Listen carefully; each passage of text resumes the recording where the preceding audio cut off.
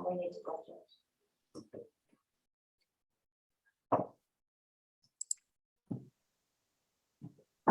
Okay, welcome everyone. Do we have any apologies? Public forum, I don't think we've got anyone here from the public. No, is there any declarations of interest? Yes, Madam Chair, I've got a declaration of interest on item 5.6. I know it's just the local alcohol policy review and it's only been noted, but I just have to declare that I am a licence holder, so I've got to stay by with any deliberations that may be there. Actually, on that note, from that same 5.6, we are opening a distillery in the area. So do you think you're going to be doing it? It's only been noted, so Yeah. if these discussions of any deliberations, so I should be okay in this case. So the rest of us declare that we like drinking it, or? Okay, we like visiting the establishments. Thank you, ladies. So let's, the minutes of the Twizel Community Board meeting, the 6th of December 2021. I'll move that the minutes are received and confirmed as an accurate recording of the meeting. Do I have a seconder? Yep. All in favour? Aye. Contrary? Carried. Okay. Community Board Financial Report. Hi, Brad. Yeah, hi Jackie. Sorry, I'm a wee bit late. I've been on the tractor. I'm still on the tractor, but I'm listening to you. Thank you. Good.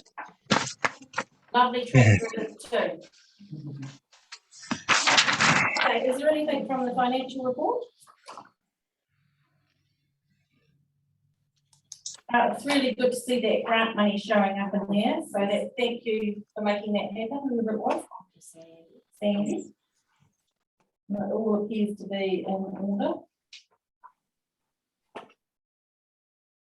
Okay, we'll move that we received. Yep, I'm going to give it a go. I'll second that. Okay, everyone in favour? Aye. Carried. Grant application. So there's a grant application from a group called Twizel Wood Gatherers for $500. Anyone got any thoughts on that? I take it that this, to be like the gathering wood and then they're going to redistribute it for the needy. That's what I've heard from Trent. Does this open up the same can of worms that the ACC wood chipper can opened if we are donating for them to buy a chainsaw? Is that kind of, does the council have any liability? Yeah, that was my thought too, was on the insurance. My understanding is no, because you're only giving a grant to an organisation and it's their responsibility to consider health and safety. Yeah, it's not like we're purchasing the chainsaw, we're giving the money to a group that's going to purchase it. So I think that Looks like it's a problem. In terms of health and safety, the organisation will be purchasing it. They would be the PCBU, they would carry the liabilities, and they would have a basic health and safety management plan to control the activity with hazard identification, and they would need to make sure that they have the right skills to operate that. Thank you, Angela. So I was just going to say, sorry, Jackie, that the way I read it was that they wanted to hire a chainsaw, not buy, because it does provide a problem, about how it gets worked and managed. Yeah, I think it does say hire. Actually, I said the wrong word, but I feel like Angela's covered that, and I'm quite happy with that. Yeah. I'd like to move that we grant $500 to the Twizel Wood Gatherers group. I'll second that. All in favour? Aye. Against? Carried. Can you sort that out, Arlene? Yes, I'll take it from here, Madam Chair. Thank you very much. So, Twizel Community Board general update. Have we got Brian here? Is he, do you want to run through that, Brian? You there? Yes, Madam Chair.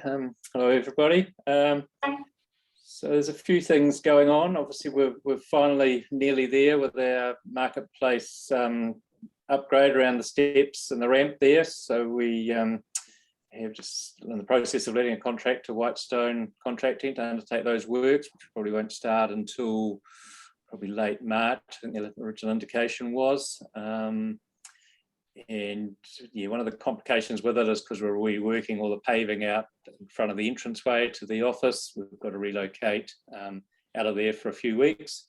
So we still need to work through quite what our best option is. We're talking about either a portacom, out probably where the old Radio Shack was, or maybe go back into the event centre, but there's quite a few problems with the event centre. So as I say, we'll work through that with the staff and see what our best solution is. Yeah. Any thoughts, I guess, any thoughts on that particular item before I move on? Yes, Brian, it's Emily here. Just wanted to, I suppose, yeah, just table that obviously with these upgrades happening. Can we just please make sure that we have got, you know, I's dotted and T's crossed when it comes to communicating the changes through the community? Twizel updates, Facebook, anything. I just had a quick chat to Chris Clark, and he agreed that it was probably an important item that we needed to make sure it was communicated well to. So just if we could just note that it's, yeah, I just suppose it's already difficult at the moment with COVID and one in, one out and things like that at the council office. So just making sure that we roll that through with any upgrades happening, because yeah, that would be good. I'm just checking, have we talked to corporate services to make sure that there will be arrangements for systems and mobile if possible and all of that? Yes, we haven't quite finalised the plans yet, but part of it is, yeah, we've certainly communicated that around the event centre option and whether Wi-Fi was going to be available. So it sounds like it may be, so that opens that option up a bit better. So yeah, they're aware that's what's happening, but again, it just depends what we decide on doing. Amanda here, following on from Emily's point, I think Facebook and all of that is really important, but I think it is really important that we have something in the update about what is happening that's really clear. Most Twizel residents or holiday makers do look at the update, and I think they probably look at it more so than the courier or sometimes Facebook.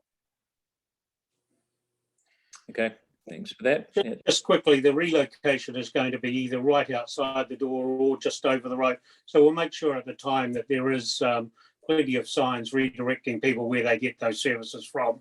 So basically, they, you know, if the person has not read it anywhere, they will certainly be directed to the right spot while the works proceed. If you go over to the event centre, will you be using the offices over there that TPDA were in? That's certainly one of the better options, because the lounge has some issues in terms of security, I believe. Yeah, so I think it was another option. I think there was just some concerns expressed last time about using the event centre, the distance it was. So yeah, but it's certainly in some ways an easier option if that works. But there's pros and cons with all the options in a way. Yeah. Yeah.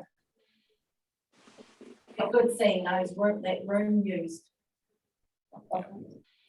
Okay, is that everything on that, ladies? O'Hare Road Reserve Development. So I've got a kind of a draft concept plan prepared, which if you're happy with how that's looking generally, I want to kind of think that's a project we want to sort of prioritise and proceed with in the coming months. Just seeking your approval.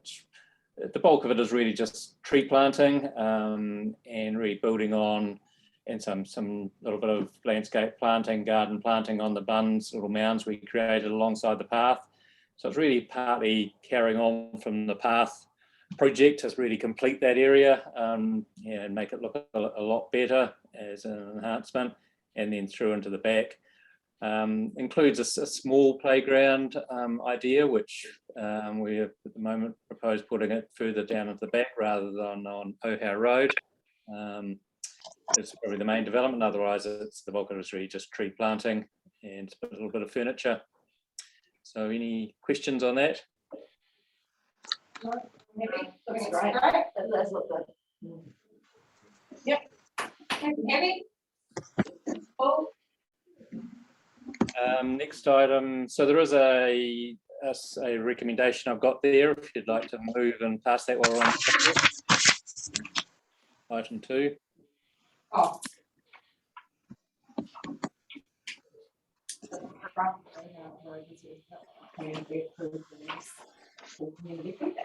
Okay. Oh, well, let's take Amber's turn. And then we can second it. All in favour? Aye. Against? Carried. Next item's on the compactor bin, which we're having a bit of discussion amongst the staff about, concerned about the costs of the compactor bin that's located next to the mobile station. It's quite an expensive rental item, and then there's sort of operational issues ongoing with it, really on the whole minor, but it's got an automated pay coin or a swipe card system, which sometimes doesn't work. So we constantly have to get the contractors to check it or reset it. We are talking with a supplier, and they've offered us some significant discounts on some other bins we're renting in Tekapo, so we expect them to come back with a much better price than the current rental rate of just over $22,000 a year. But we're just interested in some feedback as to whether we really need to have a bin like that. Its idea, I guess, is that travelling public and campers have got somewhere to put their rubbish when the transfer station's closed. But we're talking with Angie, we could possibly use the money we're spending on this bin to extend the hours at the transfer station Sunday morning or whenever we think are peak times for that sort of demand. So just interested in any thoughts you've got about the need for this bin, given its cost. Well, personally, it's an end of year. I see a lot of people trying to shove their rubbish into the not for household use rubbish bins that we've got around town already. So people are, they are using that, obviously, but I would personally like the idea of extending the opening hours, especially a Sunday morning. Having been a holiday maker once and wanting to get away from here on a Sunday morning and not being able to do anything with my rubbish, to have been able to do it on a Sunday morning would be so good. So I personally like the Sunday morning or opening the transfer station a bit longer. Yeah, I quite like that idea too, or moving the compacting bin from Lake Alexandrina, which I see we own. So those are the two ideas that I thought were quite good. And what about you, other ladies? Yeah, I think a combination of both of those, like Sunday morning, I think would be good. People were checking out of accommodation at 10 o'clock in the morning, so they do, it would be good for that. And yeah, and if the Alexandrina one isn't being used, that makes sense. Yeah. I think the take home approach would definitely not work. We'd end up with bags of rubbish around everywhere. Well, fine things. Yeah. So Jackie, if I might say a couple of words. So we own two compactor bins. One's at Tekapo and one's at Alexandrina. That's right, isn't it, Brian? That's correct, yes. And the third bin that we hire is the one in question at Twizel. Yes. So, we put it there for a trial, but if we take the Alexandrina one away, we're going to have trouble at Alexandrina. So it isn't going to really solve our problems. It's slow use. That's the information Brian's given us. Yes, that's what we've been advised, but as Graham says, but probably be the LA Alexandra won't be happy if we try and take that away. Even though it's not highly used, it probably still has a function there because there really is no alternative. Yeah, I think, Brian, sorry, I've sort of lost everyone here at the moment, but you can still hear me. I think in the off season at Alexandrina, that one won't be used that much and could probably relocate a wee bit. Yeah, that's a good suggestion, Graham. Yeah, in the off season, certainly through winter, it won't really get any use. Just have to check how easy it is to shift, but shouldn't be too bad. Yeah. If I could add to that, there's quite a bit of logistics in shifting those that bin, and quite expensive in terms of transport. It requires an electrician as well as a hiab, the electrician to disconnect it and then the hiab to shift it. So yeah, there would be quite a bit of cost in shifting it each season. What about if we put the Lake Alexandrina one here in Twizel and had something a little bit more temporary for summer in Alexandrina?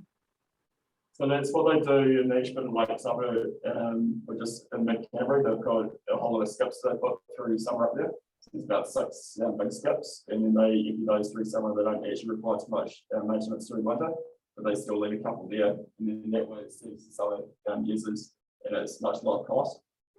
Yeah, I mean, that could be an option. The two issues we've got is that the peak demand in both places happens at the same time. Yeah. I'm wondering if I could just take from your discussion is, I think in Twizel we need something there available for Sunday morning when people are leaving or packing up, going, because they don't want to take their rubbish home with them. They won't take it back to whatever. And so at the moment, if we can find a solution either to open the transfer station on the Sunday, or we can look at a solution that's cheaper than what we've got. It sounds to me as if the community board's keen to have a service available for Sunday morning. Would that be fair comment? Mm-hmm. Yeah, meantime, I'll go back first. Yeah, I think that's the feeling.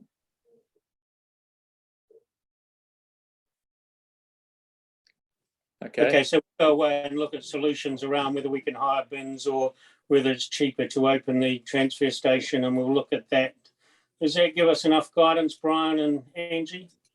Yeah, no, that's some good feedback. So probably our feeling as well to opening the transfer station, just a few more extra hours would be much better and fairly economical, easy option. Yeah, I think it would definitely need to be 10 o'clock, if that was an option, because that's the traditional time when most people would need to leave. Not that it's just those people we're catering for, but that's a given throughout the country, isn't it? That check-out time is 10 o'clock, so that's a time that people usually think about. Yeah. Yeah, it's 12 to 4, but 10 to 4. 10 to 4. 10 to 4. Yeah, it's 2 extra hours. Okay. If it's doable. Yep. Thanks for that. Yep. Next item is the Lake Rotana for Reserve Management Plan, which we're progressing through with just some initial stakeholder consultation, which I think most of the community board attended with our consultants a few weeks ago. So just got a bit of a little PowerPoint to summarise kind of the process again. So Arlene did circulate that this morning, and maybe able to hopefully share it, and we can just quickly scroll through that.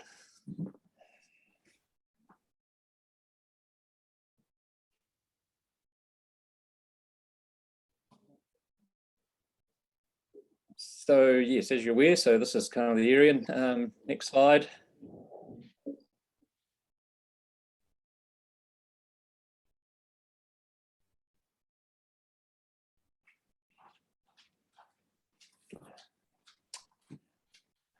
So management plans are formal plans required under the Reserves Act, although there's a lot of reserves throughout New Zealand which don't have reserve management plans, even though they technically should, but Department of Conservation doesn't really chase us on it. So councils tend to prioritise either certain reserves or try and do larger omnibus plans to cover all their reserves in one go.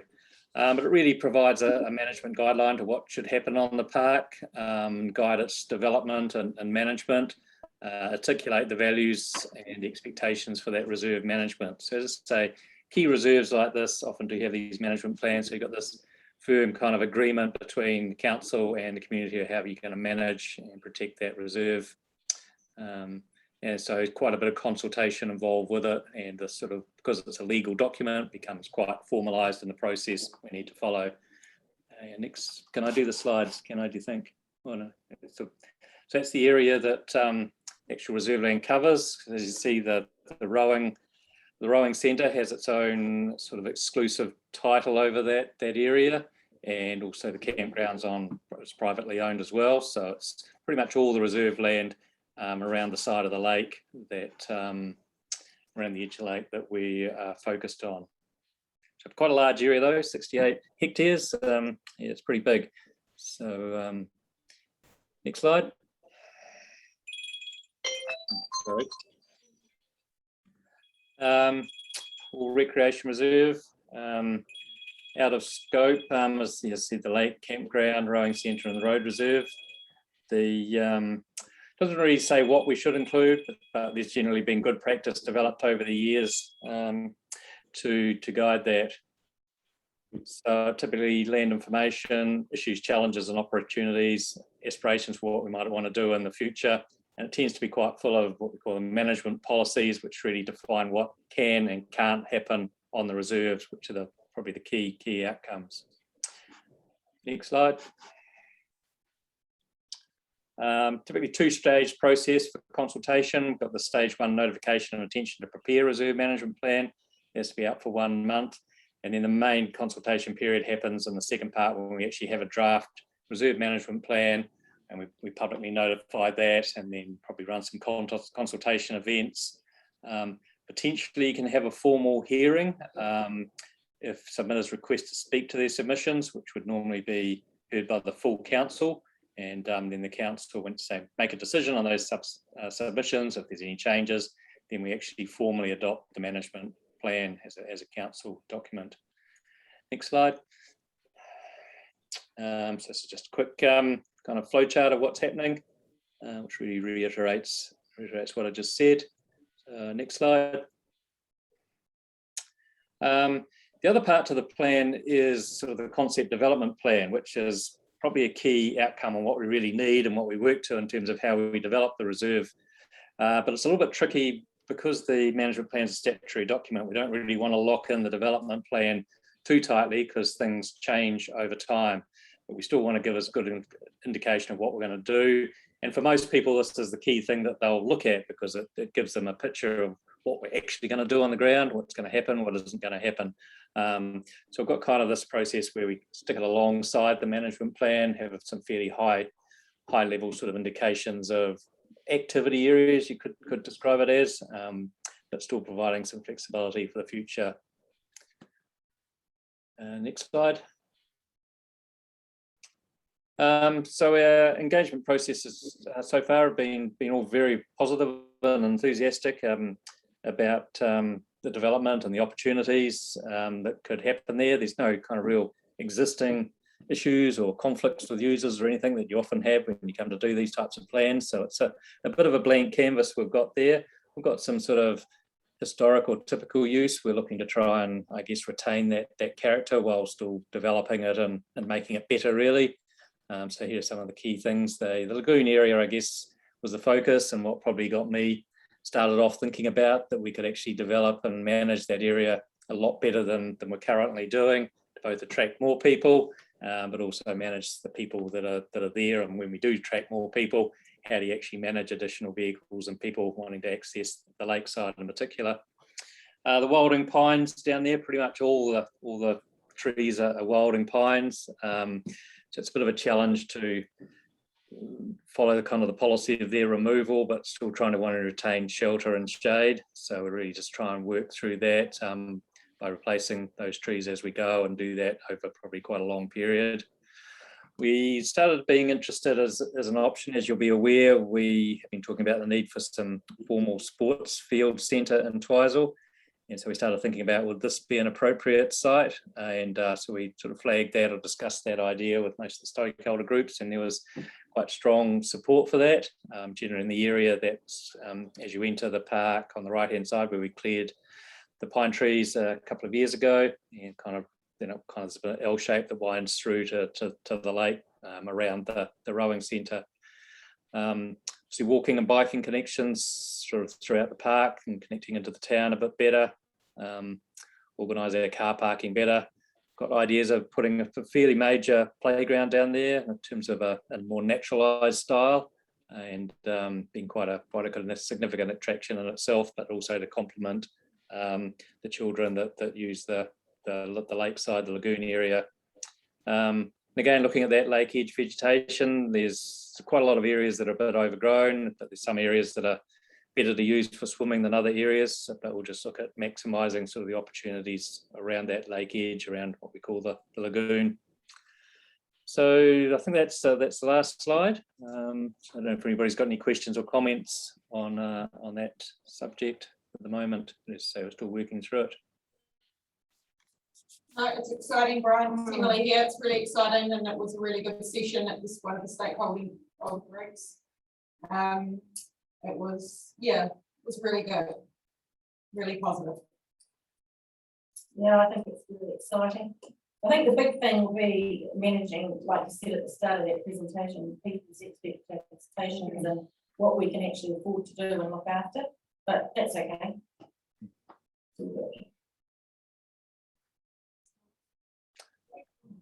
Okay, so really, yeah, it's just an update, and you'll hear obviously more on that as we work through it, get into a draft plan, will be the kind of the next stage you'll see. Twizel Event Centre, I think Angie can talk to this a bit better than myself or David, who's volunteering. You can mute it, Angie. Trick for young players. Yeah, work at the Twizel Event Centre is still ongoing. We've got quite a lot underway at the moment, so things are progressing well. David, I don't know if there's anything you wanted to add to that? I think you will have seen we've got our CPU issued. It doesn't actually cover the theatre, but the theatre, there's a couple of issues that we're still working through. We've still got to finish the lining under the stairs. We've had the contractors in there. Unfortunately, they had to go home to their families for Christmas. Thought that was very inconsiderate of them, but we're making good progress under there. We had the maintenance contractors in to have a look at the ventilation, which is the other big system that relates to the theatre. And they were in, help me here, Ange, last week, I think. And yeah, mid last week. We're just waiting for their report back about what we need to do with the heating ventilation system, because of the way that the theatre is confined. It needs a certain performance of that system. And our understanding is it's not really been measured for a period of time. So we're hoping we'll get that report done. And the rest of the centre, you will have seen a number of upgrades of new doors put in place, new alarm systems, fire systems. We've done a little bit of work on tidying up some of the asbestos in the gym, but we're actually leaving that to a little bit later. We had a major leak in one of the valleys in the roof, so we've just let the contractor fix that. It was not a lot of cost, but it did cause a lot of damage. So we are doing fixing that at the moment. We've just let that contract. So like Anne said, there's a lot of things happening to bring the thing up to full certificate of public use that we've got right across the board as quickly as we can. So this work that's being carried out underneath the seating in the theatre, which is quite critical, isn't it? When's that going to be finished? I'd have to talk to Mike, but they're within a couple of weeks, if that's been my understanding. And so we had to just wait for some electricians to run the wires, because there's wires that have to go up through the fire wall, and then where the wires run, they need to fireproof where the wires run. And so they were just coordinating with the electricians to get that done. But my understanding, and look, it's I was there just before Christmas, they'd finished the lining of all of the walls, and we were into just doing the ceiling part of it. So it's made some significant progress. We did, you may or may not know, we did have a bit of problem with supply of fiberproof board, and what we did is, and again, look, don't quote me on here, the specification I think said it needed to be 16. We couldn't get any 16 in New Zealand, so we've been able to use 2 9s, which give us a better fire protection. But we had to get that. That was a cancelled export order. So there are a couple of issues that they've had around supply chain, but they've done, I think, a very, very good job of getting the material and making progress on everything they possibly can. I guess, David, the only fly in the ointment is if there's any further implications because of COVID, you know, supply chain issues or, people getting sick. I agree. And we've got to just look at I'm not quite sure whether the ventilation system is just a matter of a major maintenance service or whether it needs new. You can appreciate it's over 20 years old. You'd normally replace those units somewhere on a 15 to 20 year cycle anyway. And so I would say the unit's at the end of its life. Now I'm just waiting for that report.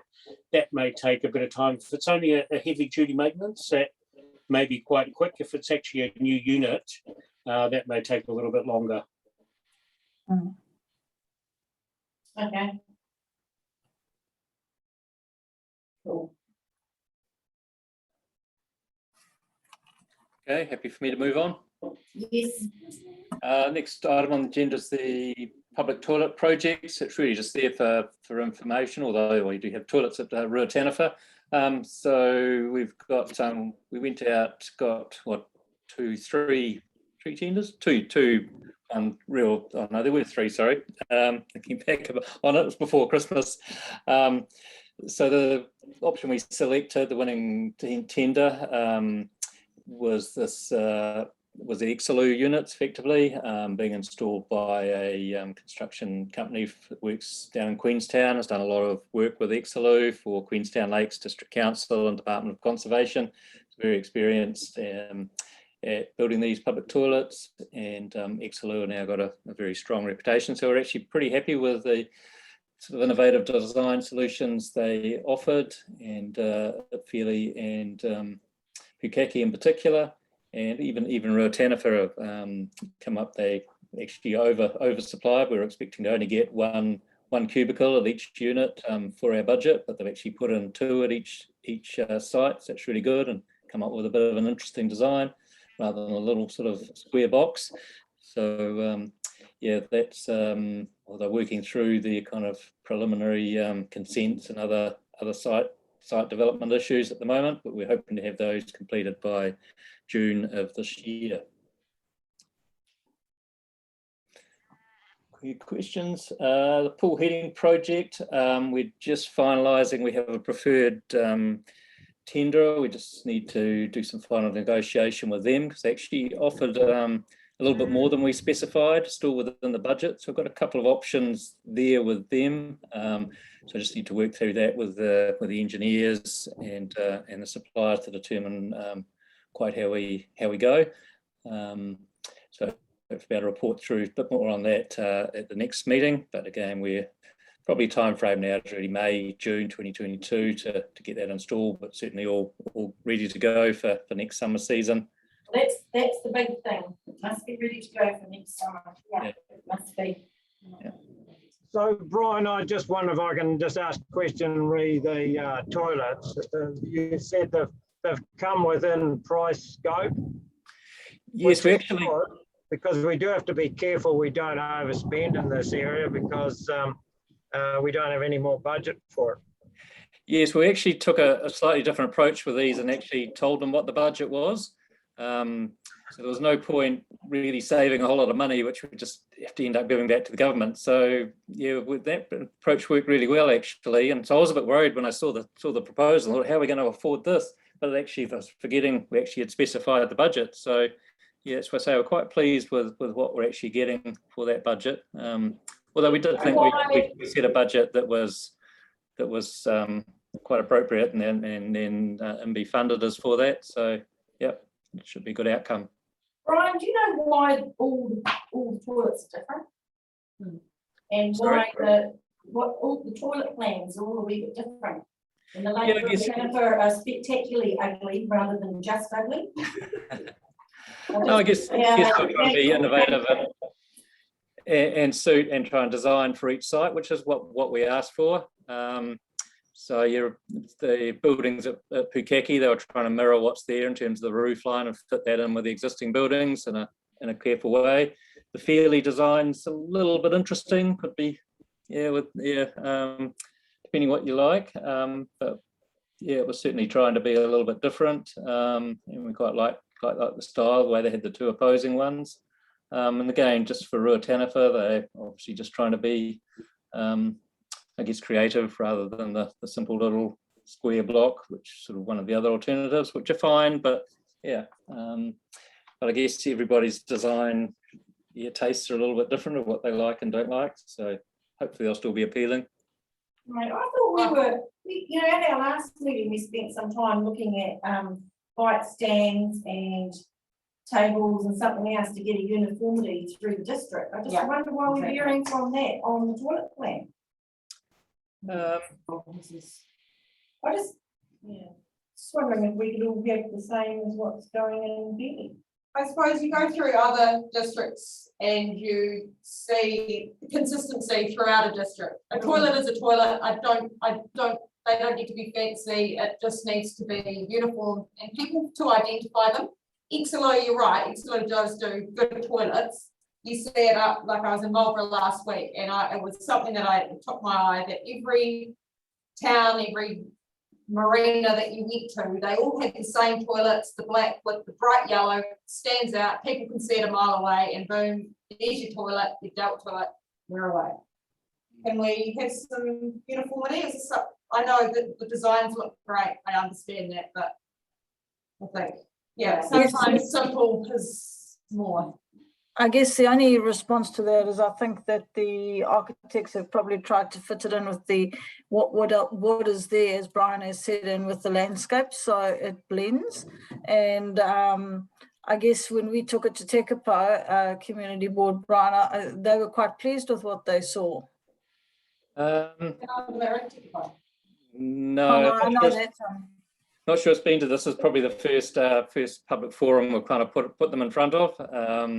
Sorry. I think part of the design brief was it's fairly typical for these major, like in Fairley, it's a town centre toilet. You would typically do something a bit more special for a town centre toilet rather than just your standard ones. Of course, we could have gone that way, and that was like one of the other alternatives were more standardised. But it's fairly typical. I guess your general park type toilets, you start to standardise those. Don't go to this sort of effort, but for kind of the two sites, particularly in Fairley and particularly at Pukaki, we were looking to do something a little bit more than just the standard box that they could all do.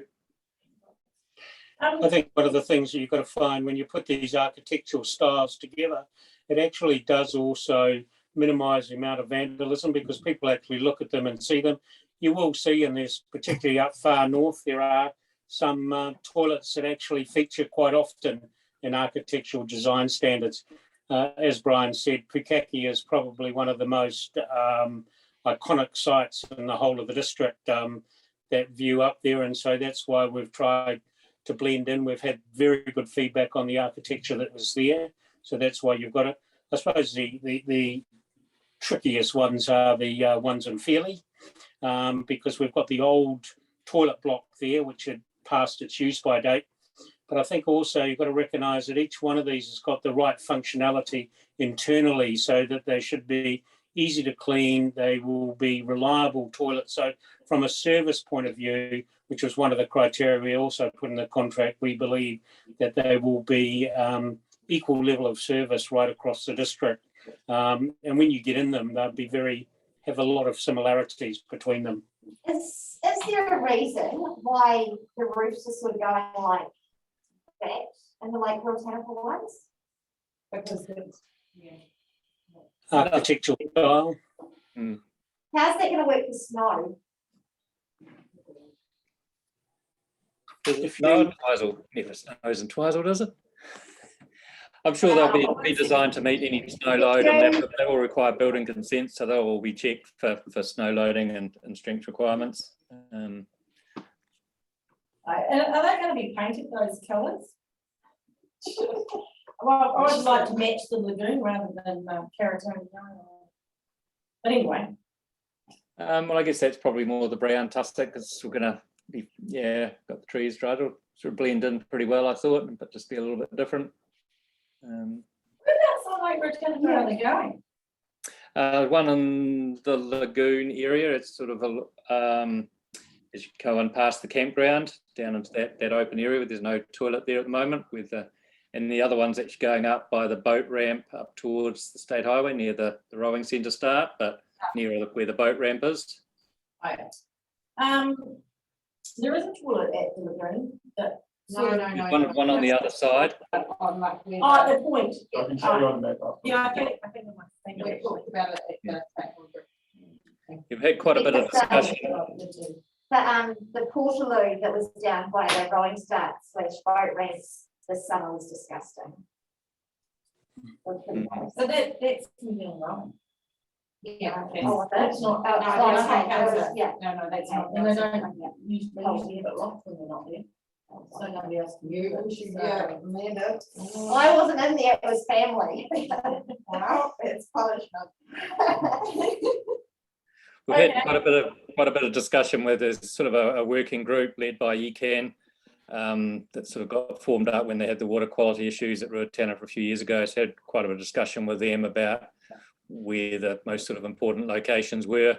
And I probably still view these as interim toilets. We will look to, as part of the Rotana for development, look to get sort of services into there and have proper connection, water and sewer, toilets and power and things. So in some ways these are kind of just the first stage, and there'll probably be more toilets going in, and we'll certainly look to probably replace the small toilet over by the existing sort of swing set as part of the development as well. Well, I think there'd be a real need for one there, or as part of that development, as you say. Yeah. And I think the final one is an interesting one that's come up around a request to paint a mural on this wall at kind of the back of the shops. We're been actually trying to figure out who owns it, to whether we actually can give them approval to do that or not.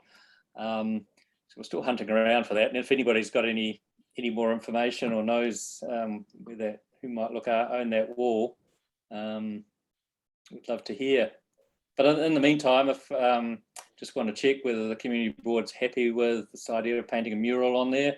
They did give us a couple of examples from murals from other places that they might, as a sort of idea, but obviously they'll come up with their own artwork for this site, which we can then run back past the community board if we're happy to check that they're kind of happy with it. But generally, I would have thought would look a lot better than the advertising that's there. But any thoughts? Half of them aren't there anyway, Brian, so I think it's no-brainer. Have you tried Jake's? Because all their have you spoken to Jake and Ellie from Jake's Hardware about the wall? No, don't believe so. Tom, you haven't talked to them, have you? Sorry, what was that? Jake's. Ellie from Jake's Hardware, just thinking about ownership of the No, wall. I haven't talked. Because all of their sheds fall on it. I don't know if it's I would also speak to Chuck Mackenzie of Hydro, because he will know. Yeah, so there are 3 shops down this end are actually owned by the same person, according to the council records. But Just approach someone like Margaret Armstrong and say. Yeah, I was about to say the Armstrongs. Or Yeah, Mackenzie Pharmacy, because they must have contacted someone to put it on. Yeah. So they may know. Yeah, I was going to say the same. But you know, in principle, I like the idea. Yeah, I like it think too. it'd be really cool. Yeah. I'm pretty sure that it is owned by the 2 tenants. So Jake's and Hydro, they'll own their respective places of the wall, and the bank might even own their respective place, because the ownership of that land, like Hydro owns Hydro and the shed behind it, which is the wall. Right, yeah, our boundary for the shop is the wall, but Yeah, well, maybe we find out who the ownership is and then seek permission. Did you see, Brian, the email from, and Tom, is it from, hello everyone, I'm Fee McQuaid, by the way, I'll just introduce myself, Manager Property Commercial. This is my first, so through you, Madam Chair, sorry. The email from Rachel in planning around the wall, and her understanding was the boundary was on Mackenzie District Council land. Have you seen that, Brian? Or Yes, yeah, we saw that as well, and so, but yeah, it's we're just trying to double check and get confirmation of that. Yes, yeah, I guess plenty of people might want to put their hand up for it. Potentially, it's getting that definitive answer, isn't it? Yeah. A single source of truth. Yeah.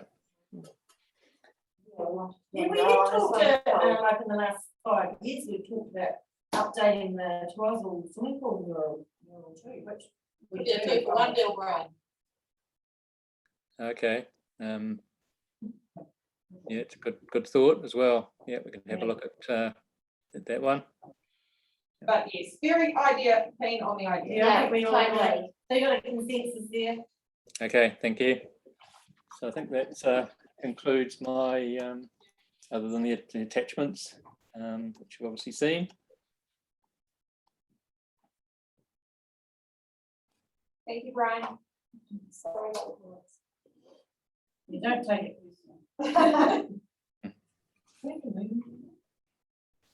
No, we already done, we've already done the one that meeting. Okay, engineer managers update.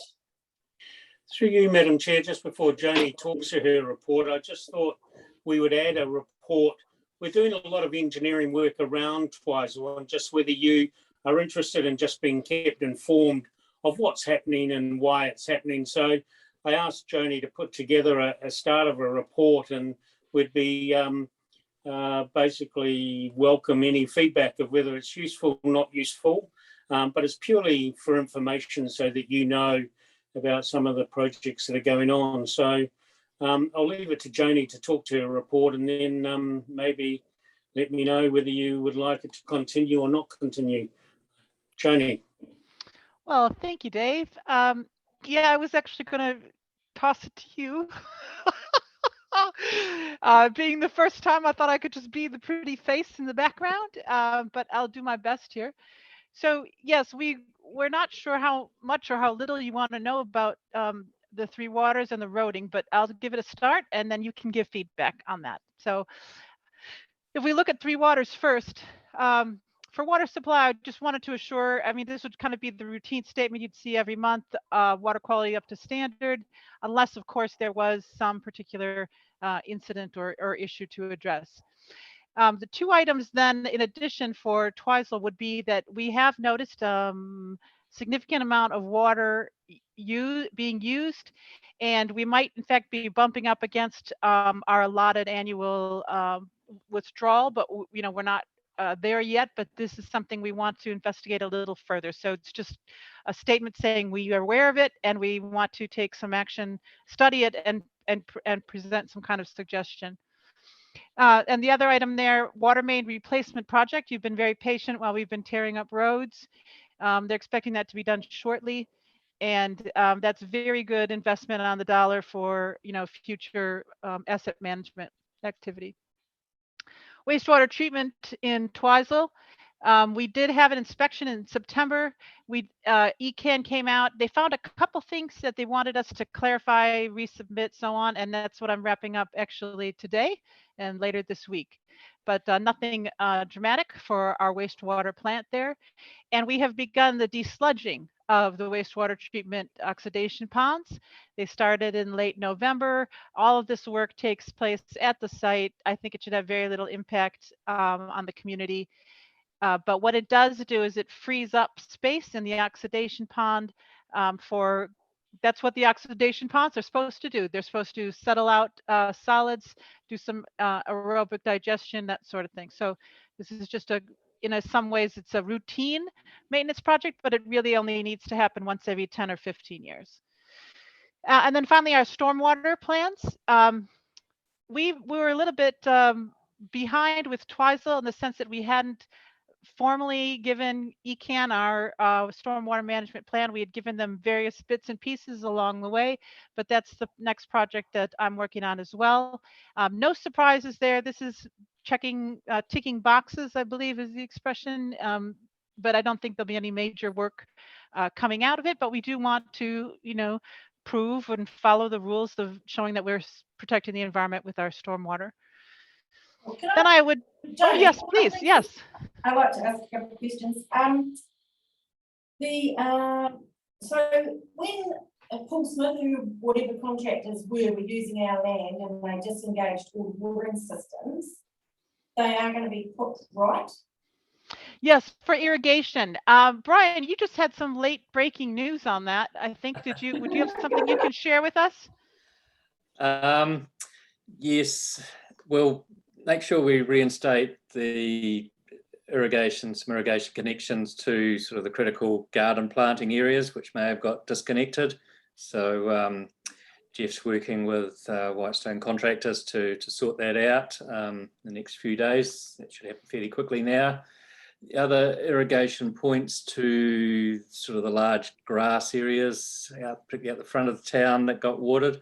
We're probably going to need some further discussion on that because there was never any correct, they're not actual proper water connections as such. They've just taken advantage of, basically calls them bayonets, sticking bayonets straight into the water main and then taking those off and running some alkaline pipes to water those grass areas, which has sort of probably happened in a fairly ad hoc way from way back. And so if we're going to irrigate those areas, they either need proper water connections put in, but obviously there's issues with using large amounts of treated water when we're already, as Joni says, probably at the limits of your consent. So I think we'll probably come back to the next. I'll just interrupt you there. Years ago, there was a bit of a powwow in the community about watering our green areas, and as a concession, like the alleyways aren't watered anymore in mode because it was costing us a fortune, but everyone agreed that the main areas in town should be kept nice. So maybe we could look at a proper water system and that just waters for a few hours each night. So that's one thing. The other thing is, has there been any significant change in water consumption since Vino Howe Golf Club are now off the system? Oh, that's a great question. I actually don't know the answer to that, but I will certainly get it back to you guys. No, it seems like there's no change. So that's interesting because they use a lot. So that's nice to hear. What it would mean then is that others have stepped up in the community and are using water. Yeah, I think there's another one too with a lot of leaking in council-owned pipes and whatnot around the town that we really need to get on top of. And I think also people are very aware of keeping the ground a bit more moist or wet as a way of combating fire issues should a fire go into Twizel. Yeah. So I can just say a couple of things. I do back Jackie out of the fact that we did set out to probably keep the green areas watered, the main green areas, and try and keep them green for that very reason. I understood from Jeff that there was a big reduction in the amount of water being used in Twizel, not watering the green and not watering the golf club. So, yeah, I don't know where the water's going. Plus, we've been getting our message out regularly to don't leave taps on and to be mindful of the amount of water that you use.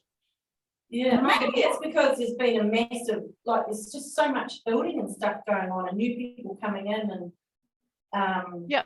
and most of them come here over the hot summer months. So I guess maybe that's it.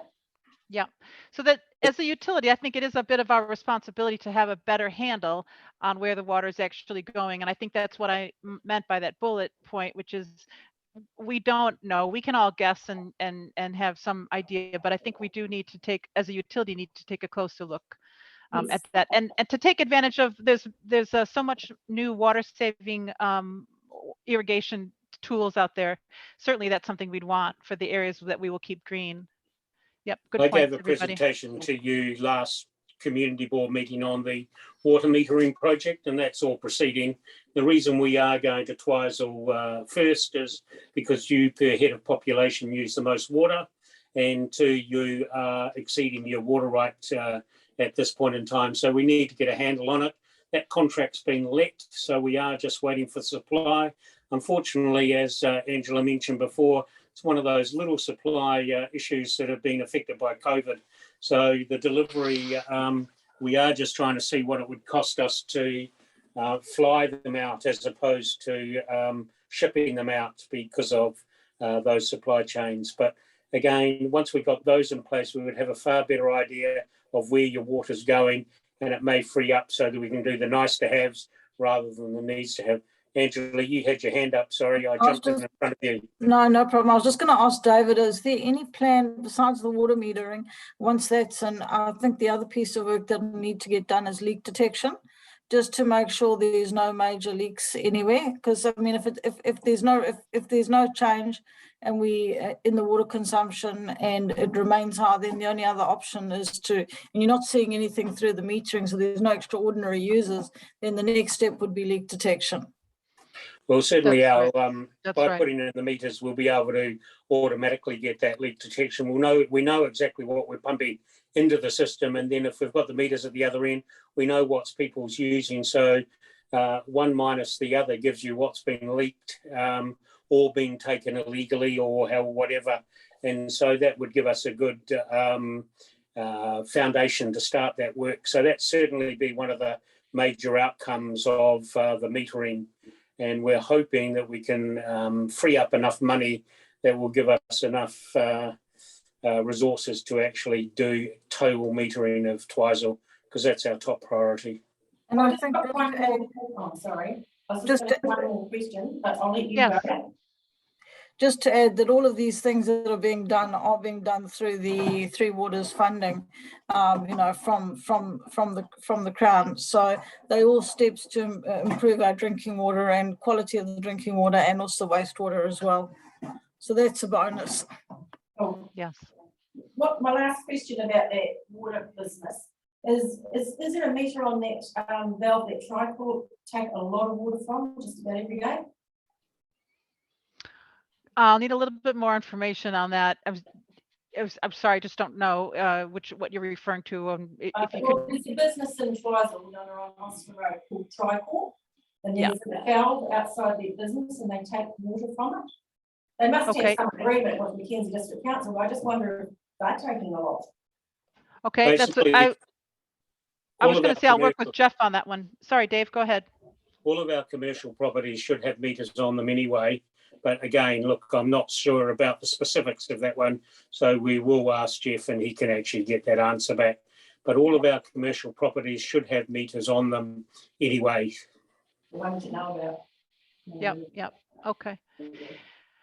We're going to move on to some of the roading issues, if that's all right. The car park behind the event center, which is a long vehicle car park, is in the process of being upgraded surface. From it's going to be from gravel, we're going to an asphalt with a concrete curbing. They started the first part of the work, and the crew then began to work on other projects, and now they're coming back that we asked them to do. It's not to blame them, it was us, and they're coming back now to finish up by the end of February. So that should be done, and should make for a much better car park over there. I think we're being quite patient. We're in our 6th year.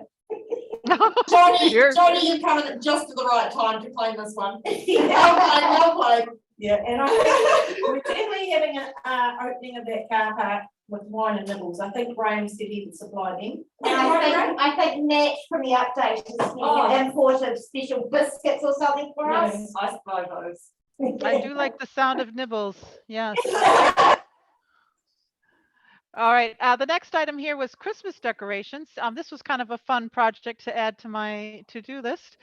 Dave asked me to kind of just do a quick survey of what towns normally do around here, and what our options would be, and to get some prices on those. So I've done a little bit of that, gotten a kind of a summary of what other communities are doing, and I've got a couple of requests out for prices for, say, artificial trees and for lamppost banners and lights. And so we'll come back to you with something more substantial and see what options might be you might want to pursue. Loved your display this Christmas, the big chair at Santa's hearth, or that was kind of a fun thing. And then of course you took a natural tree and decorated it with ornaments, I believe. So yeah, kind of fun. So we'll get more information for you on that. Okay, last one is speed limits. there's a new process coming to petition Waka Kotahi for a change in a speed limit. And it's almost ready to come to us users. And we have a couple projects in mind that we would look to seek to lower the speed limit using that new process. I'm looking at the roads here, Mount Cook Street, Ben O'Howe Road, and then the intersection of Glen Lyon Road and State Highway 8. So I believe our roading manager has data on that and is preparing some sort of report that we would run by you, of course, before we submit it. But that is our plan in terms of the ability to reduce, to make the roads safer in Twizel. Oh, that was very Can good. I just ask a question, Joni? So it's Emily here. Just see that lowering the speed limit on Mount Cook Street, it was only, I'm pretty sure it was 2020. It was changed to 30 from 50.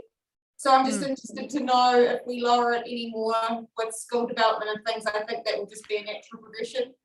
If they David, go lower than 30, but yeah. Dave, is that one of the ones where we didn't officially have permission to lower to 30 and we're trying to just kind of do things after the fact? Oh yeah. I'm sorry, I don't know. And I don't know about that, but basically we're hoping we'll get the new rules out from Waka Kotahi in March, and we'll be able to do right across the whole of the district, just having a look at all the kind of little anomalies that we've got, and we'll come back to the community boards and just get them to have a look. When we say that, we don't have a open speed limit book. There's still got to be some national consistency on it, but it will give us a lot more flexibility than we've had in the past. Yep, good way of saying that. Yep. Okay, any other questions for me in terms of roading or Three Waters? And of course, any feedback via email or off the record if you think we should continue on. I like to share because I think we don't always think of these services, especially the waters, because they just happen automatically usually without even visualizing. So, but if it's something that's not necessary, if you're happy to let us go on and do our job, and then we can do that as well. So thanks for giving me the opportunity to speak to you guys. Oh, thank you. Yeah, I found that really interesting and worthwhile. So thank you. That's my count. Well, thank you for saying. Fantastic. Appreciate it. Okay, local alcohol policy review. I guess that's me. Okay, so basically I'm not sure what happened last time, whether the community boards were involved or not, but just as a quick overview, our alcohol licensing process is contracted to Timaru District Council, and Timaru District Council also have the contract from Waimate District Council. So they're sort of like the hub, if you like. Hence why the three councils have got together to look at a local alcohol policy that will incorporate Mackenzie, Timaru and Waimate. It's there for note because basically each council will have two representatives on the committee. So Mackenzie will be represented by two councillors. I'm not sure, Mayor Graham, if they have acknowledged or not. I know two were nominated, but have they actually accepted the nomination or they got no choice? I give them no choice, but I sit on that committee as well. Okay, so basically what this is, it's just the initial opportunity for the community to provide feedback before we go into a more formal review period, which will mean taking submissions or information to the actual committee itself to consider when putting the final local alcohol policy together.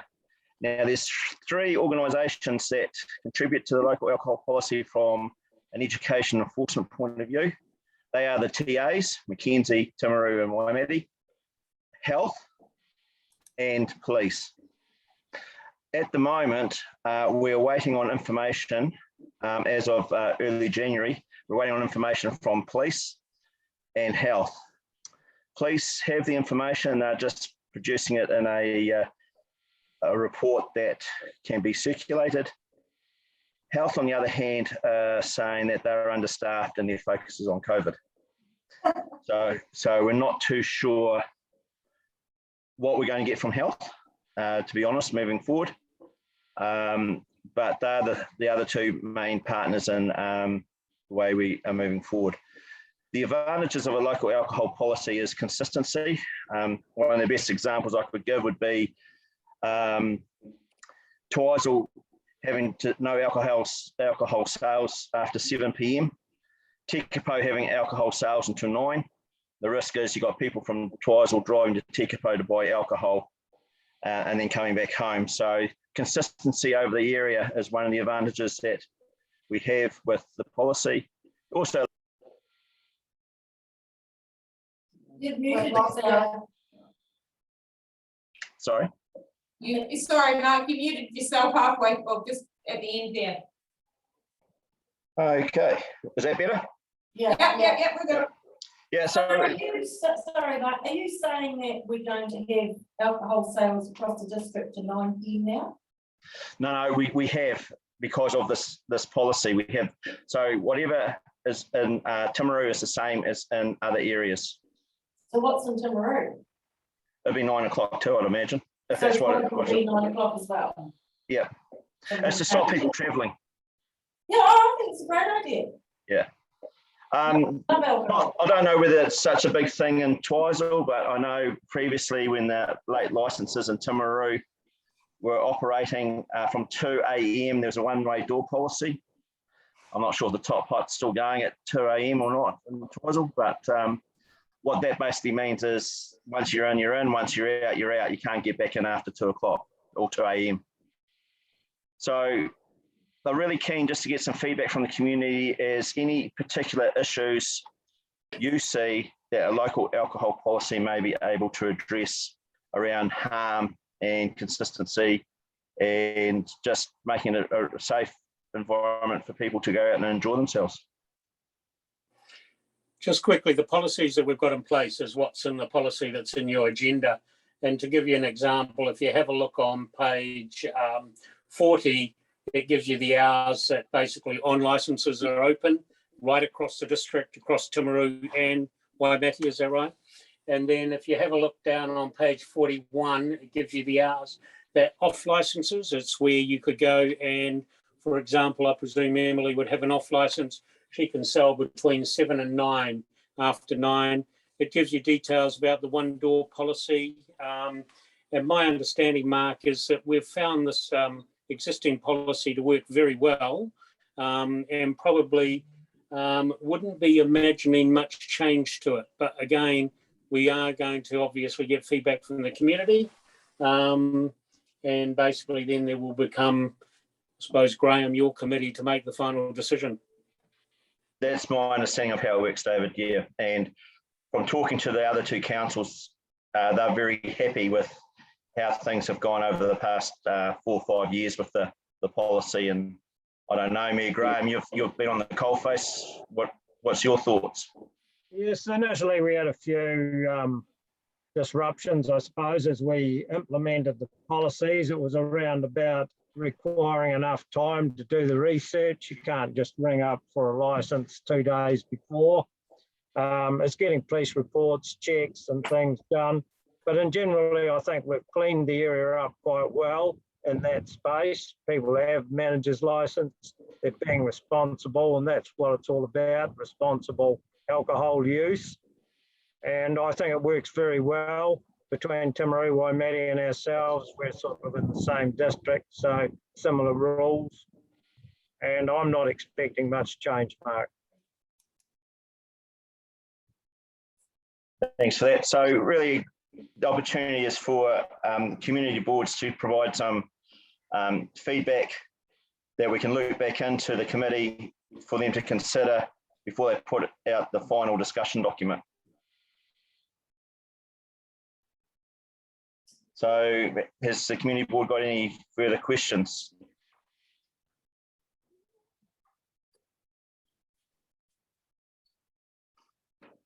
No, that's good. Thank you very much.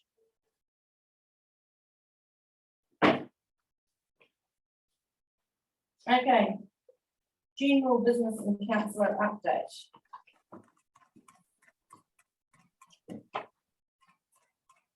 So everyone saw the letter from the Twizel school. Yeah, that was nice. Update on information kiosk at the Twizel Council office.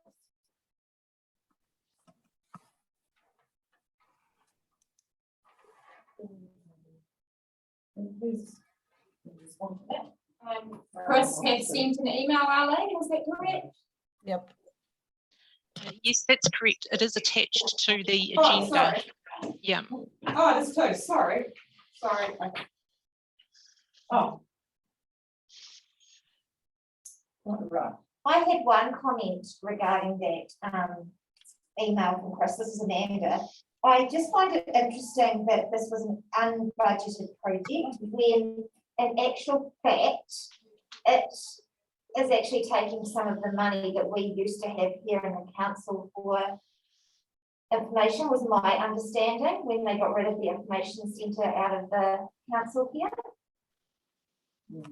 That's how it was sold to us. Yeah, I think because it was quite a shock to the Twizel community to lose the information centre.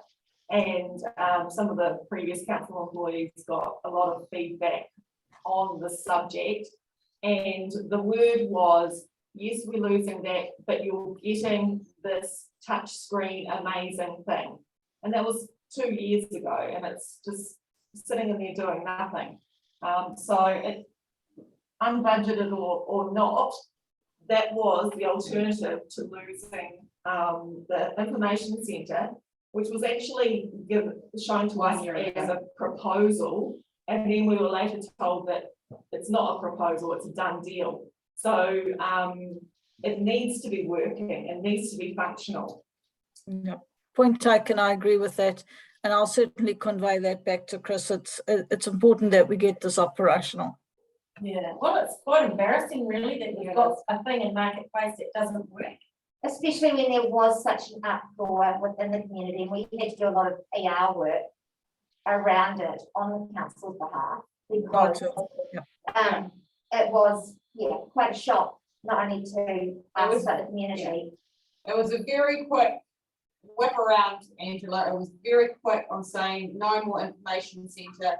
We've got a kiosk, and there was a bit of deliberation to the council level about it, but it's just disappointing that there's nothing there now in place. It's been over a year of absolutely nothing in the marketplace in terms of information. The council building is still being, the council staff is still being used as those information, sort of distributors, which is taking time away from postal and other business as usual things. So it is that was the reason why I raised it. It is it's disappointing. And then I also did raise a question which hasn't been answered in this, but I assume that through the electrician will respond to it, is when the kiosk was put in, we used to have music, Twizel radio playing in the marketplace all year round.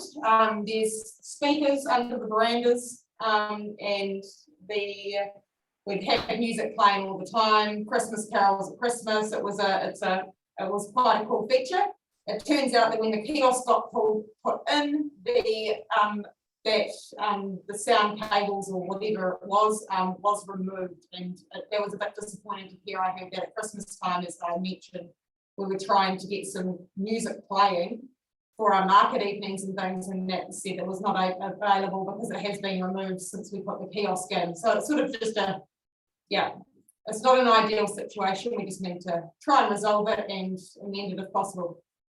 Point taken, and I'll certainly take that feedback on board. It was done before, it was done before my time, but let's see if we can resolve this quickly going forwards. Yeah, Thank you, Angela. fully support what Emily said. We need to attend to it. We put it there, and it's quite frankly an embarrassment. Yeah. Okay.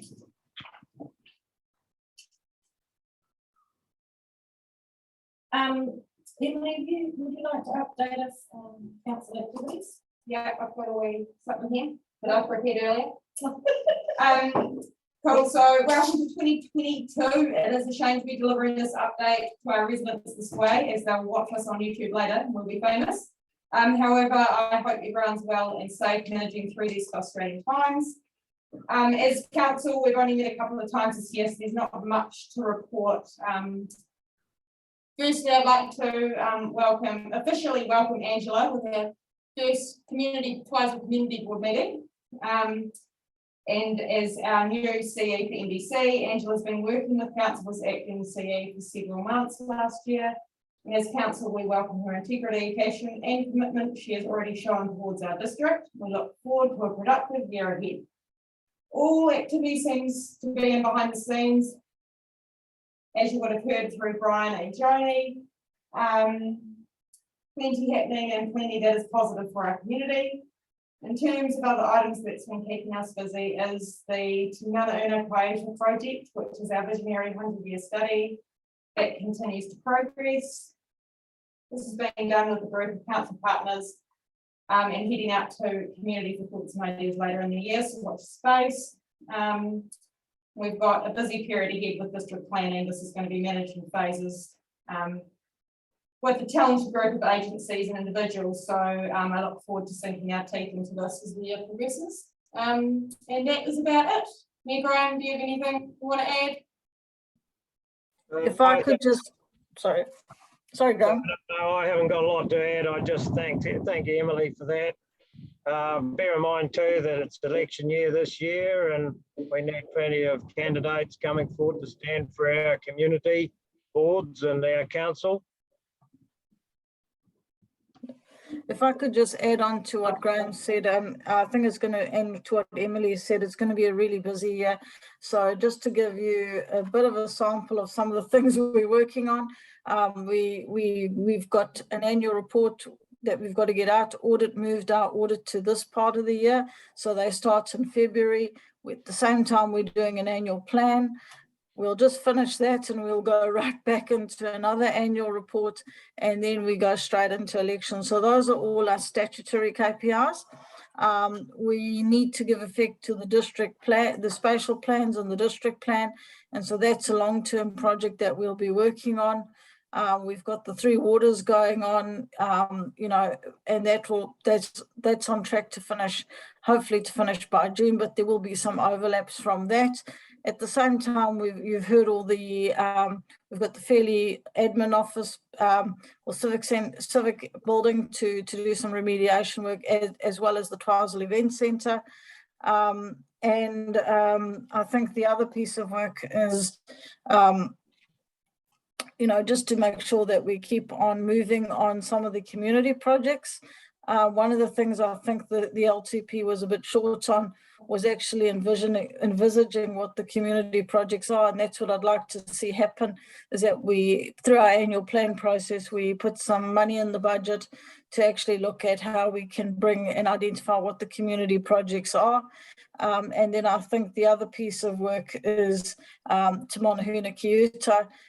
That's the 100-year vision, but more importantly, it's going to come out with a destination management plan, and hopefully there'll be some projects on the end of that we can then take back through to central government for lobbying for some funding, although there's not a lot of funding around for projects. The other big thing that we're working with and dealing with, as you know, is COVID, and we've put plans in place to mitigate some of the risk. So just so that you know, we've got 2 teams internally in council just to make sure that we manage the staff resiliency, and we can continue to provide services going forward. We know that things will start to, they're going to start to grow and they will peak eventually. We don't know what the time frame is going to be, but we're continuing to monitor that space and to work with MSD and with South Canterbury DHB to make sure that we do what is necessary to provide welfare services to our community. So that's, as you can see, it's going to be a really busy year, and there's no real let up in terms of pressure. And to cap it all, we've still got a lot of government reform going on around 3 waters, RMA reforms, and also civil defence reforms as well, that they've put out some really short timeframes to be able to deliver submissions on. One of the things I'd like to ask the community board is, would you like to receive a paper on some of these more strategic items so that we bring just a short synopsis of some of these things that we're doing at council? Yeah. Sounds good. So Jackie, just before you move off council information, Angela and I this morning had a meeting with Mark Weatherall, New Zealand Rowing, and this is regards the rowing that's taking place at Rotana. The South Island finals went very well at the weekend. There's 2 other regattas planned. I just hope it's not causing too much angst within the community. I have, and I'm sure Emily has too, seen a bit on Facebook one way or another about the fact that we shouldn't be going ahead during these times, but they fit within the regulations. It's well managed. It is bringing extra people to Twizel, but we can't hide from COVID either. And they're very interested to know feedback from the community, whether they can go ahead and bring some more regattas to Twizel. So just wondering, a bit of feedback would be good. Most of the feedback I've had with people has been quite positive. And so one of my friends was working with us one with some drunken rowers on the early hours of Sunday morning. She wasn't very happy. Exactly, from a school notice. No, it wasn't a secondary schools event, just to make it clear. But yeah, no, most of the feedback I've had has been positive. Yeah. I think it's been great, and great that they're finally going to use their plan that they've got so much. So we're going to stay quite closely in touch with New Zealand Rowing, and obviously if the variant Omicron gets out of control, it won't go ahead. But in the meantime, while it's being managed, we'll be going ahead, provided we don't have too much kickback. That's what I imagined would happen, that if there was an outbreak or something. I actually went down before and had a wee look at how they'd marked it all out, and that was pretty, I was quite impressed really with their efforts. Yeah. And certainly Rowing New Zealand has said that they will continue to keep close contact with us. We'll continue to monitor the situation. And so I think that, if it's got a positive effect, we can meet the red traffic light requirements. There will come a time where we will have to make some different decisions, but in the interim, it's good to see that it's having some positive effects for the community.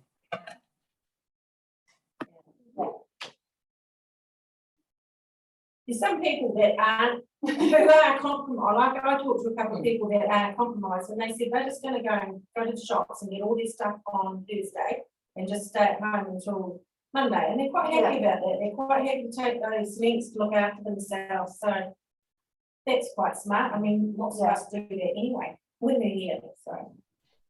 So I have had the comment that the supermarkets can't keep up providing visitors with food, let alone residents. So, and as Emily says, if normal buying happens, it can happen. But we have these spikes and of course supply gets interrupted.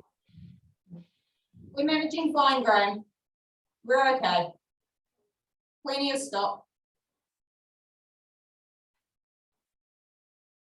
Cool. Okay, so now we're on to the action list.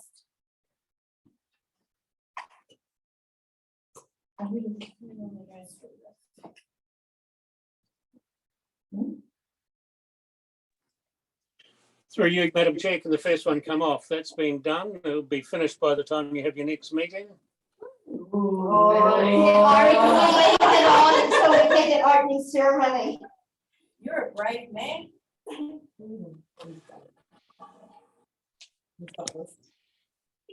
Right, okay.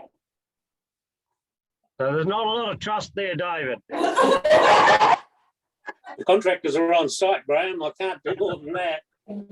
I haven't seen them there. I haven't actually been past today, but up until yesterday, they weren't doing much. Well, yesterday was Sunday. But no, Monday, Tuesday, Wednesday, Thursday, Friday, last week, they weren't doing much. We'll do a drive-by after this, yes? Yeah. Okay, Twizel Youth Centre condition assessment. Again, like the report there says, we've put it on hold. It's one of the priority lists. We need to talk to the community board about a community centre, about the library, the whole issues. In the meantime, we've fenced it off, so it's no danger to health. And we've got people on board, project managers, but it's far more important that we spend our time doing the event centre. Next priority after that will be to look at the Twizel, at the Fairley office. But we've got to list through our buildings. And so, again, it's sitting there, and as soon as we get the resource to do something, we'll come and talk to you as a community board about what the bigger picture is. I think there's a real need at a community level to really look at all the community projects and find out what they are and to prioritize them, and we can then plan for them. As David says, he's got some immediate urgent things, but then we can start to look at what next year is going to be looking like. Yeah. Okay, the next one, Twizel large machinery display update. What's happening with the sign? Has it got the sign on it yet? There's need to be a sign going on it. Yes, I can speak to that. I think they need a little bit of discussion about whether they need resource consent for that, because it's oversize. So maybe they're just sort of working through whether they want to redesign the sign so it fits in, or they've got to go through a resource consent process. The fencing is sort of on my list, but a little bit low priority, and it was partly triggered by an additional piece of machinery which hasn't eventuated as yet, but I'm still conscious we need to do this at some point. Okay. Yeah, I think there's a couple of pieces of machinery you've got your eyes on, so. It's one that they've just obtained, but I found something the other day. Yeah. So that's, Yeah, okay, so that's sort of, man-made hill. We've done our little trial plantings in, actually doing okay, and as I think I suggested at the last meeting, probably the next stage is to develop a bit of a plan, really what we're going to do with the whole hill, but I haven't progressed that any further with other things that we're doing. I went out and had a wee look at it, and had looked at it a couple of times. Still, there's no one else over there. Yeah, there's some that are growing quite robustly, and some are really dead. Really big. It's not so bad, but it's good though. This is what this whole thing was about. We need to find out what works and what doesn't. So they sort of sort themselves out. It's not going to be hard. No, it won't be hard to decide what we're planning and what we're not. Yeah, so we'll do a bit more watering of it through the summer to give a bit more of a chance. I was thinking of putting some mulch on it, but really I probably can't do that for the bulk of the hills. So as a trial, it's probably not a good idea to mulch it because it'll protect that, but it won't be so easy to do on the steeper parts of the hill. So, yeah. Some of them are thriving and they're doing fine, so they look healthy. Just Jackie, Madam Chair, for Brian, I have in my office a bag of brome full of seed that flowered on it apparently.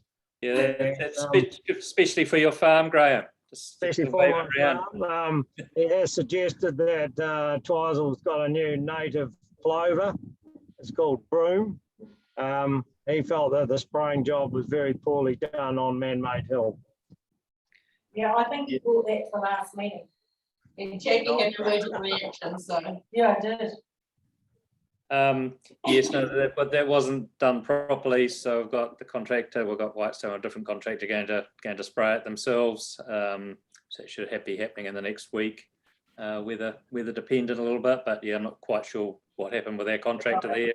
We missed a great big chunk in the middle of the hill. So yeah. It was a poor job, Brian. Yeah, it was. Yeah. Okay. Thank you. I'm also planning to do some more spraying with another local contractor that was recommended by that gentleman who's been complaining about the broom down in the Twizel River area. We did some along the tops, most obvious stuff, but there's more down a little bit lower I'd like to get rid of as well. As a council, we sort of have a policy where we'd like to offer that type of work to local people, provided they meet the health and safety regulations and those things. Yeah. Another thing on the Twizel Event Centre was the cleaning and whatnot. Angie was going to have a look at that. Are you still on? Oh, yes, she is. Yes, so We are having a bit of a change of cleaners at the moment. Our previous cleaner is no longer available, so we've had a temporary cleaner in at the moment, and we're bringing in a company, talking to a few companies at the moment from Timaru, to come in and do sort of a thorough deep clean to bring it up to a really good standard that we can maintain more easily. There's a bit of work going on with the cleaning side of things at the moment. How difficult do you think it is to get another cleaner after the deep clean's been done? Yeah, I've got a promising sort of setup, so we'll just see how we go. Okay, cool. Thanks, Ange. Twizel petition asking for speed reduction on Beno Hill Road. Is it gonna tie in with that? Yeah. No, we've dealt with that one. That one. Twizel marketplace upgrades. Due to start soon. Brian dealt with that one. Yep. Twizel Weekends Hub. How did that go at council level? Sorry, I haven't done it. Have you done anything on that one, Brian? I'm sorry, it slipped through my. No, sorry, I wasn't aware that we needed to do something more. Yeah, it needs to go to council. We were going to look at the status of the land in which they were going to put it on, just to make sure we owned it and something. So my apologies for that, Madam Chair. Can we have that done next time then? Yeah, we will, certainly, we'll get it done. Yes, sorry. Yeah. At the moment, it's like it's being done up. But yeah. Yeah, so we need to work towards a lease or a license to occupy for the site. So we just need to check the status and a few things around that and what sort of agreement we put into place with them that's appropriate. Yeah. So, okay, cool. Now, has anyone else been in the news?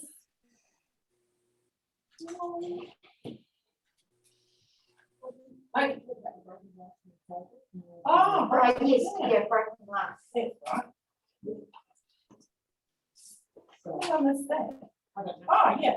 So broken glass over the holiday period. So that was me. Yeah. Just, it seemed to be a lot more. Well, I mean, we always have issues with broken glass here in Twizel, but there just seemed to be a lot more, a lot earlier on. It seemed like every greenway you walked down, there was broken bottles. Every so often as you walked along a street on the footpath, there was broken glass. Just There's still a lot of glass stuff. yeah, so coming up with some sort of system that will reduce the amount of broken glass, because it could become a fire hazard eventually in some of the greenways, especially if the greenways are quite dry as well. But yeah, just an awful lot of broken glass. is it mainly on the path, or is it actually on the pathways, or is it actually on the grass? Path and grass. It's It's Path, everywhere. grass, road. Footpaths. It was absolutely all out in the marketplace. It took me an hour and a half to sweep it up on New Year's Day. It was everywhere, everywhere. I wonder if we need to like push the service request side of it again, because a lot of people still don't realise that maybe they could be putting a service request in and that it gets tended to. Or Is there something that we could do before it even becomes a service request and it's done? Is there something that can be done that actually Even just more like getting the pub or something to put glass bins outside. So and that seems to be what happens is they congregate when the pub closes on New Year's Eve. The bottles get smashed and it trails down the road. Maybe we could look at doing some yellow bins or glass bins or something. Sorry.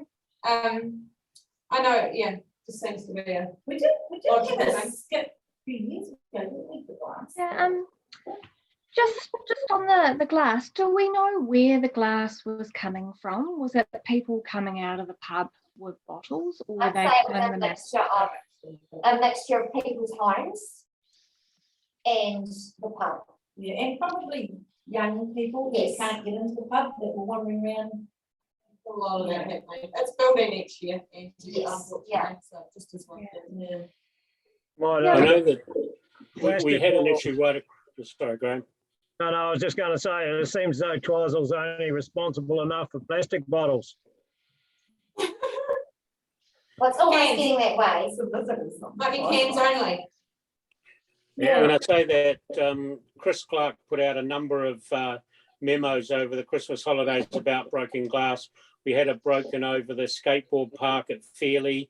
We had some broken through various parts of Tekapo as well. So we seem to have had a bit of a glass issue. I'm not quite sure whether, do you have alcohol ban or alcohol free areas and things like that? That actually does have one of the controls on it. It gets incredibly I don't know difficult. if it's police to know. Yeah, well, it's just, they can only do so much. can't Well, they? that's, yeah. There is an alcohol ban on the whole marketplace, and then I think it extends about a 1K radius, or it used to. If Mark's still around, he might know about that. Yeah, I'm still here. Yeah, there is an alcohol ban in the marketplace. Yeah. I was up in Twizel attending a job either on the 1st or 2nd, and yeah, what I saw around the houses with the glasses, it's a recipe for disaster, as well as obviously the central business district too. Yeah. People doing the right thing, putting them out, but my experience would tell me if they're out, there's a risk that you're going to get idiots throwing and breaking them. So I'm not sure what the answer is in the sense of we want people to get rid of and recycle glass, but by putting it out on New Year's Day or the day after with people, shall we say, under the weather, wandering around at 2 or 3 o'clock in the morning, sometimes the common sense goes out the window with some of these people. Yeah.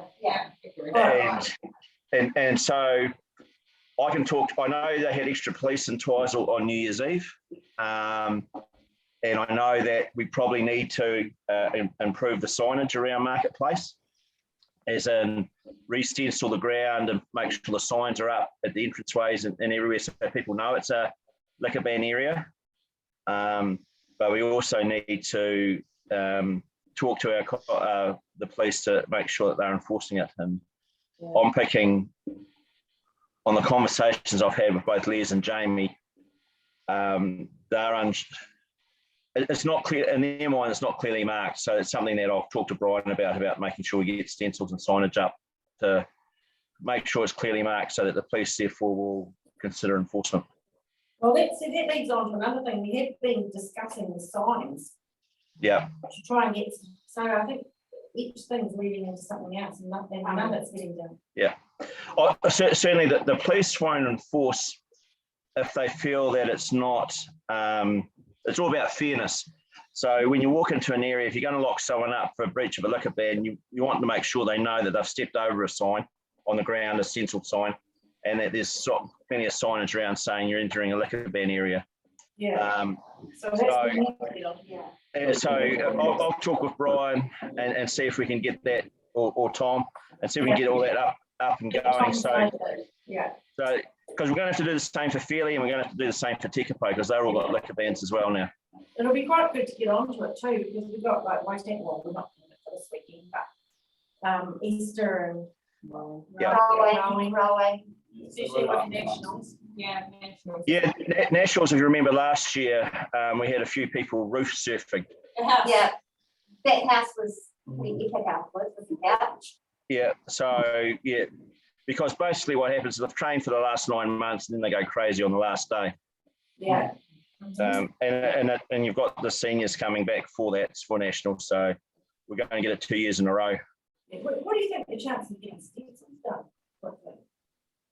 Not sure.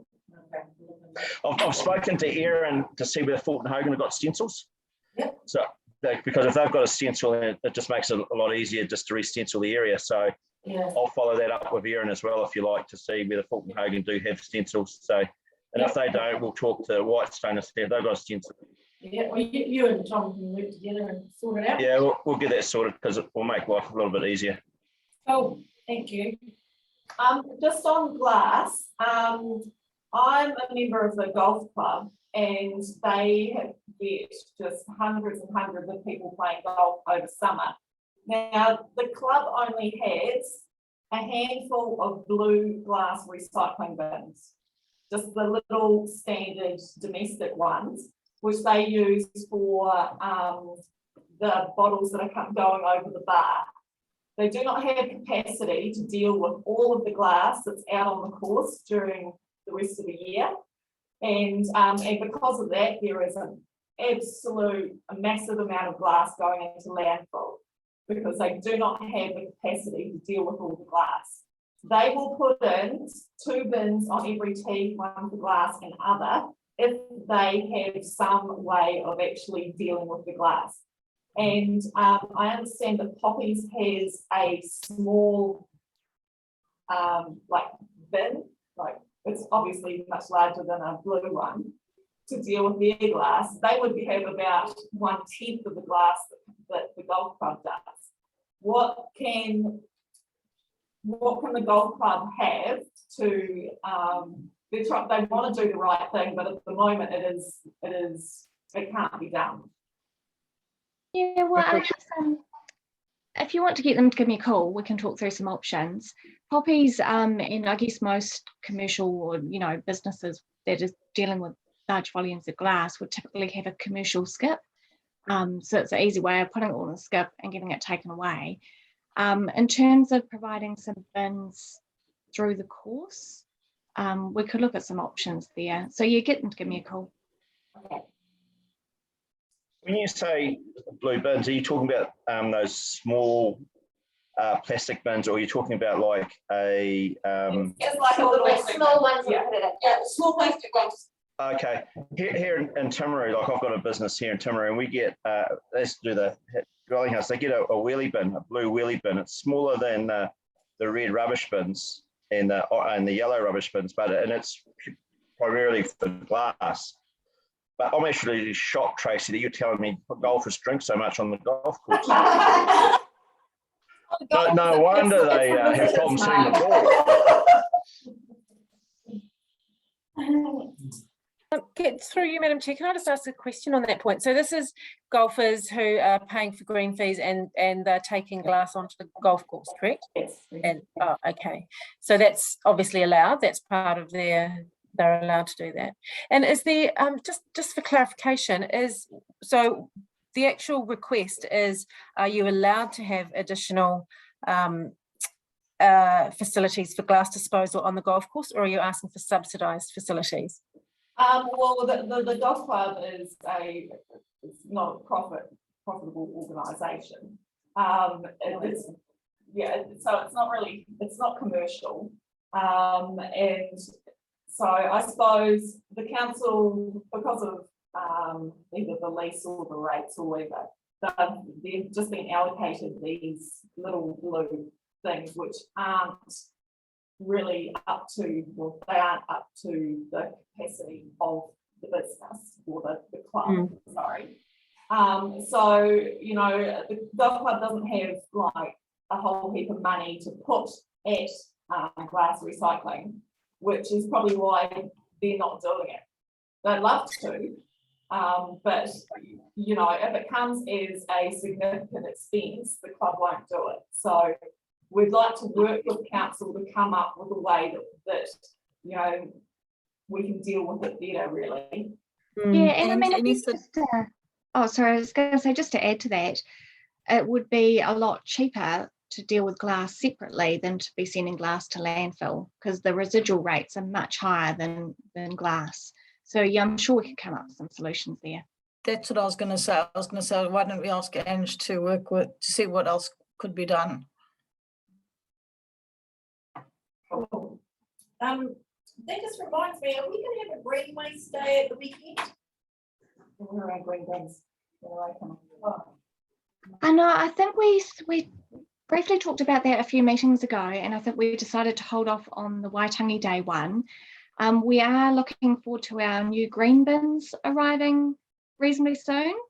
I won't give out an exact date yet because we're just waiting to see if COVID's going to pick up for us.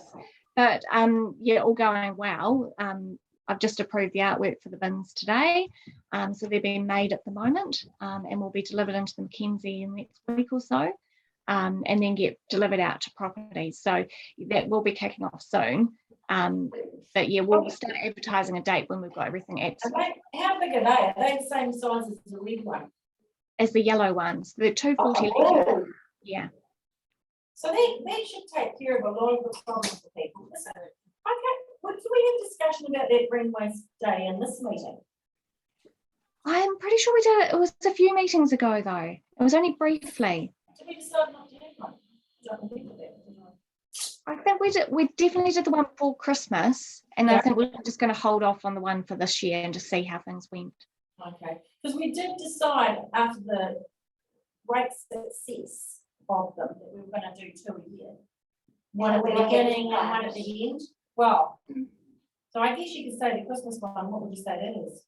Like the pre-season? Yeah. Maybe, I'm maybe, wondering if we do it around. Yes. Packing up the back. yeah, I wonder, yeah, Easter's late this year. People will be trimming it. Yeah, trimming bushes. The dry. Okay, we might look at it next meeting then. When is it? April 7th, is it? Is it March? Is it March? Yeah. We've got one on April, oh, March the 7th. There we go. If you're talking about Yeah. Sorry, what was that? We can talk about it March the 7th, because by then you might know when your things are coming. Hopefully they're already operating by then, but we'll just not hold our breath too much, just in case COVID decides to get exciting. Okay, is there anything else, ladies? Or gentlemen? Okay, I'll declare the meeting finished, closed.